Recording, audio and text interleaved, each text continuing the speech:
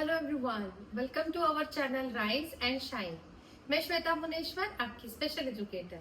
आज का ये वीडियो बहुत ही स्पेशल है क्योंकि ये मैं सिर्फ आपके लिए बना रही हूँ। आपके जो डिमांड्स आए थे मुझे आपको जानना था कि मेरी जर्नी कैसी थी, मैंने कैसे टाइम को मैनेज करके मेरे ऑटिस्टिक किड को इस लेवल, बहुत अच्छे लेवल तक लाया है।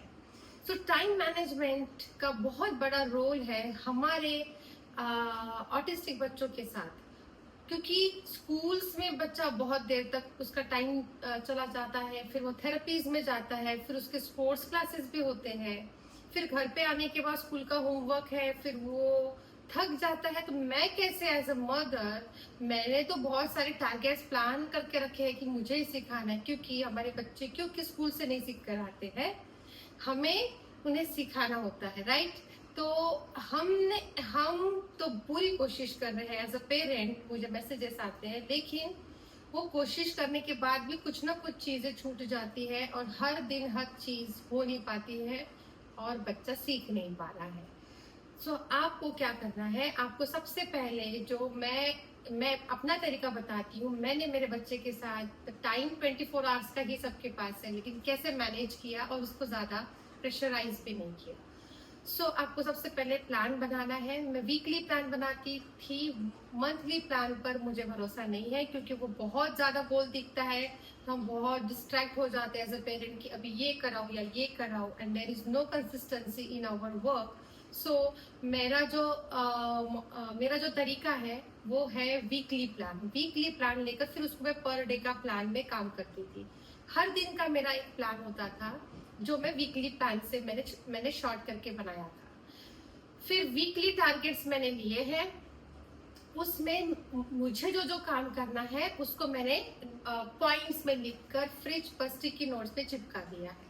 उसके बाद अब आता है टाइम का। अब मैंने सेट कर लिया है कि मुझे इतना काम करना है आज, राइट। इतना काम करने के लिए उसमें बच्चे के बिहेवियर्स भी आते हैं, स्किन टॉलरेंस भी आता है, लर्निंग की कैपेसिटी भी होती है, बहुत कम होती है हमारे बच्चों में, राइट, इनिशियली। सो उस चीज को भी ध्यान रखकर मुझे ज्यादा टाइम चाहिए। अगर 2 घंटे का सिखाना है तो मुझे 4 घंटे लेकर चलना पड़ेगा, राइट। लेकिन मैं टाइम कैसे लाऊं? सो मैंने सबसे पहले एक छोटी सी स्कूल में मेरे बच्चे का एडमिशन करा दिया था। दो एक्सेप्टेंस उस समय भी नहीं था, लेकिन कोई सॉल्यूशन नहीं था, तो एक छोटा स्कूल देखा, वहां पर उसको एडमिशन कराया। उसमें फिर वो 4 घंटे का स्कूल था, उसको मैंने 2.5 आवर्स में किया। मैंने उनसे प्रिंसिपल को एक एप्लीकेशन लिखा कि मुझे थेरेपीज जाना होता है and I can not compromise therapies, क्योंकि उस समय ओटी भी बहुत मैंने मॉर्निंग में ही सारी थेरेपीज कराने का एक ठान लिया था कि मुझे सारा चीज स्कूल थेरेपीज ये फिनिश करके मुझे आफ्टरनून में 2 बजे तक, एट द मैक्स 2:30 बजे तक मेरे बच्चे का लंच होके he should be free, so that जब मैं उसको सुलाती थी, क्योंकि उसको एपिलेप्सी भी था, तो मैं जब उसको सुलाती थी मेडिसिन देकर, तो वो उसको 2 घंटे का एटलीस्ट मैं रेस्ट देती थी। तब तक मैं अपने एक्टिविटीज प्लान करती थी। अब इसमें सबसे बड़ा चैलेंज आता है पेरेंट्स को, एक्टिविटीज हम कैसे ले, गोल्स कैसे ले। सो गोल्स जब भी आपके गोल्स आर वेरी इंपॉर्टेंट, क्योंकि गोल्स पर ही डिपेंड है कि आपके बच्चे का ग्रोथ कैसा हो रहा है।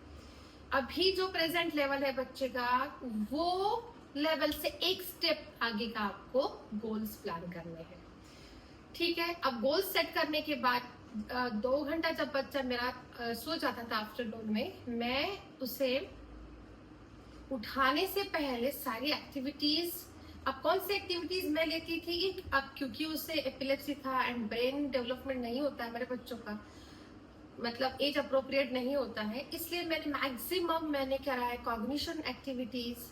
फिर मैंने कराया है ब्रेन जिम से भी मैंने ब्रेन को बहुत ज्यादा एक्टिवेट रखा था। देन उसके बाद मैंने फाइन मोटर्स की एक्टिविटीज से उसका सिटिंग बढ़ाया।